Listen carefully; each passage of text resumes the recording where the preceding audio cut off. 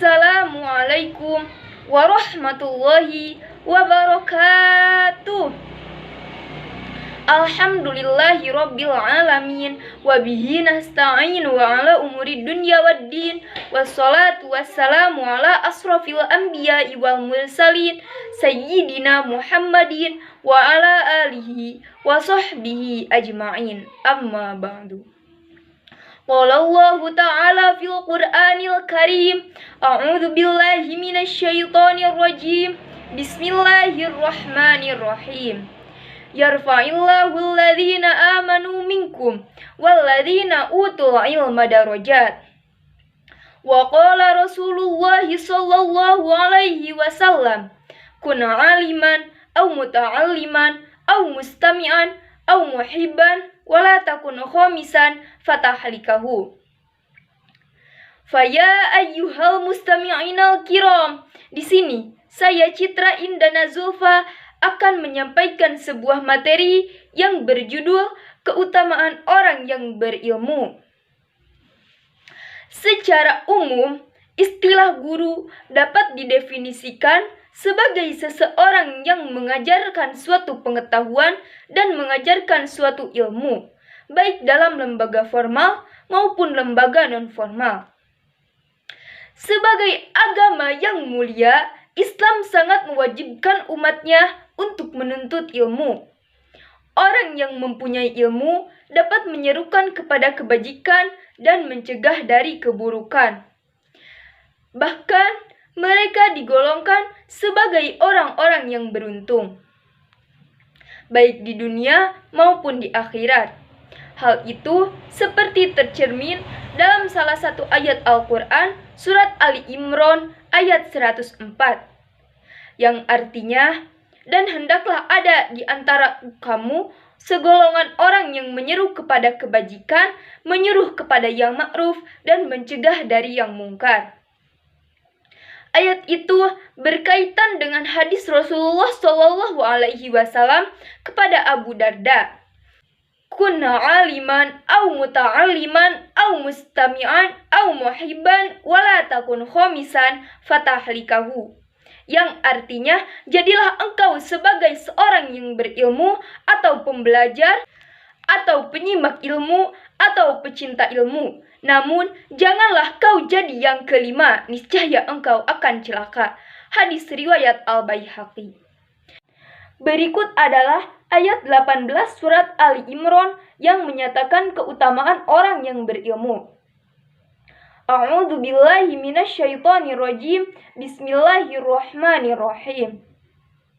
Syahidallahu annahu la ilaha illa huwa wal malaikatu wa ulul ilmi qa'iman bil qist.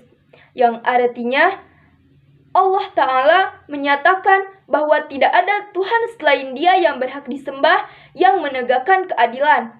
Para malaikat dan orang-orang yang berilmu juga menyatakan demikian.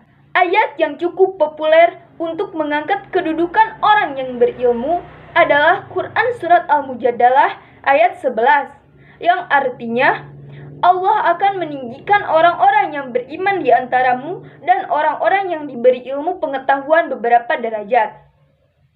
Kaitan dengan ayat ini, Ibnu Abbas menambahkan, orang-orang yang berilmu memiliki kedudukan 700 derajat di atas orang-orang mukmin. Sebab keunggulan mereka salah satunya adalah takut kepada Allah Subhanahu wa Ta'ala.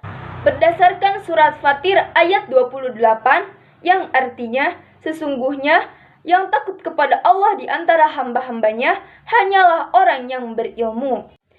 Tak hanya itu, orang-orang berilmu juga diberi amanah untuk menyampaikan pesan-pesannya dan menjadi tempat bertanya, sebagaimana Quran Surat Al-Qasas ayat 80. Yang artinya, berkatalah orang-orang yang dikaruniai ilmu, kecelakaan yang besarlah bagimu, pahala Allah adalah lebih baik bagi orang-orang yang beriman dan beramal soleh, dan tidak diperoleh pahala itu kecuali oleh orang-orang yang sabar.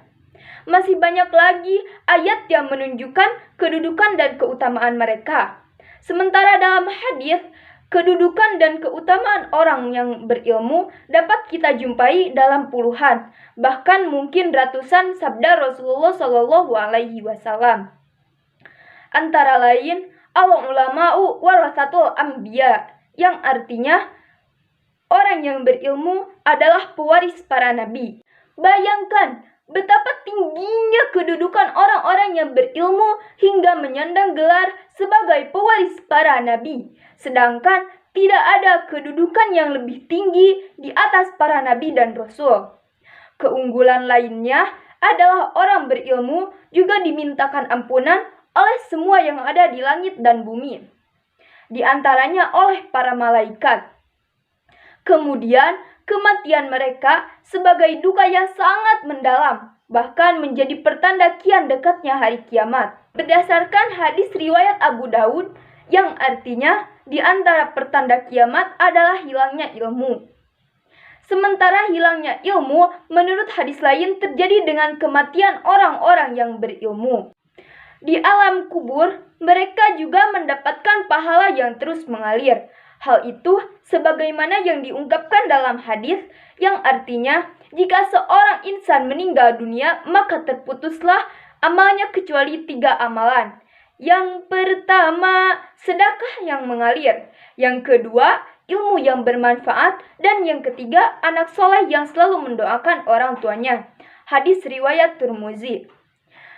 Demikianlah materi yang dapat saya sampaikan. Mohon maaf apabila banyak kesalahan dan kekurangan, karena saya masih dalam tahap belajar. Wallahu muwaffiq ila aqwamit thoriq. Wassalamualaikum warahmatullahi wabarakatuh.